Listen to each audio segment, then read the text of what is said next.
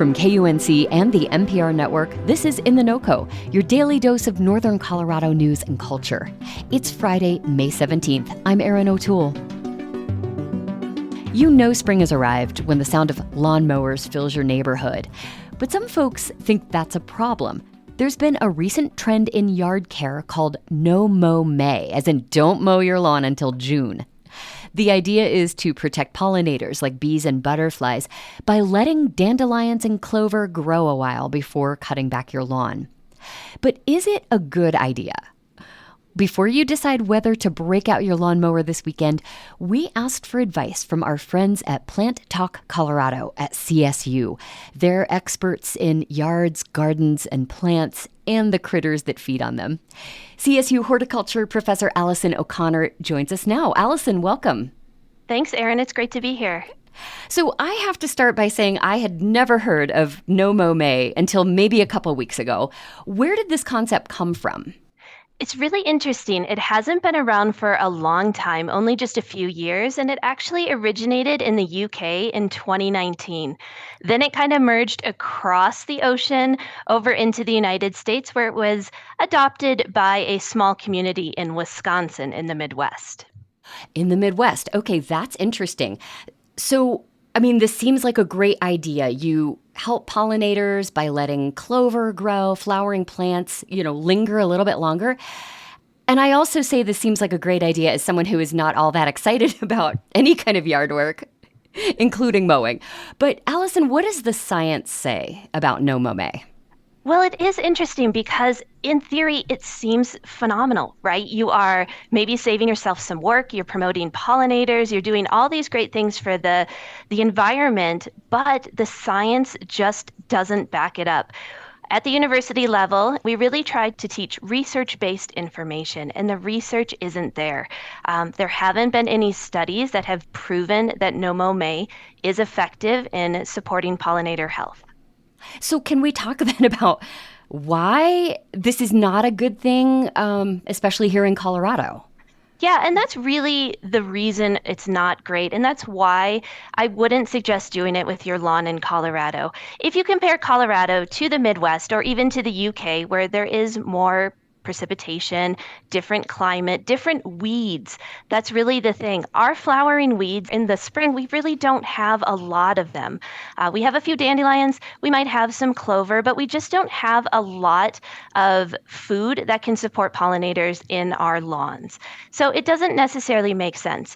From a plant health perspective, in terms of the lawn, if you let the lawn grow really, really tall and then essentially whack it back, you are going to kill turf roots. And then when we have drought in the summer or hot, dry days, which is inevitably going to happen, the lawn just can't compete. And it tends to get really stressed out. So really, you're introducing your lawn to a stressful situation. And it goes from being a lawn where maybe kids and pets can play, and then you're kind of maintaining it in a really different manner. So you kind of need to make that decision. Do you want a lawn or do you want something else? And if it's something else, what you currently have may not be the best solution, and it may not also support pollinator health. Okay. Well, and just on the topic of letting the grass grow long and cutting it, I know when I do that, it just looks really pale and unhealthy, and I feel really guilty. Yes. And so with lawn care, and I know people love to mow their lawn. I'm on the camp of loving to mow my lawn, but some people don't love that. Right. But really in the spring, especially with our cool season turf, our bluegrass, they're going to grow a little bit more quickly. And the rule of thumb, which has been proven by science, is to remove no more than 1/3 of the total height of the plant. So going back to what you've noticed, Erin, when you maybe miss a mowing or two and then you kind of cut it a little too short and it doesn't look great, doing it more on a regular basis actually keeps the lawn healthier. You're building a better turf system, which in turn can suppress weeds if that's your goal.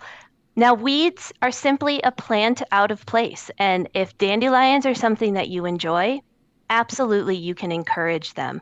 But also in Colorado with dandelions, a lot of them are done blooming by early May. So then if you're waiting to mow until June, you're still not supporting that population of weeds that might provide some nectar for pollinators. Well, Allison, a lot of us feel strongly about creating good habitat for butterflies and hummingbirds and bees. If we're not going to do no mow May here in Colorado, is there something better we can do in the yard to help support pollinators? Absolutely. So, one thing you can do is maybe delay some of the cleanup in your landscape beds. So, a lot of our pollinators are solitary and they overwinter in some of our mulch areas or in plant materials. So, you can delay cleanup, saving you time, and wait a little bit longer until some of those plants are starting to push new growth. The other thing is you can actually plant a lot of spring blooming plants.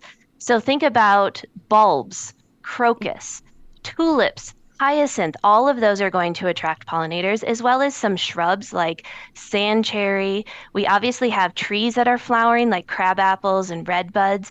And so maybe think beyond the lawn into what you can plant in your landscape to support pollinator health.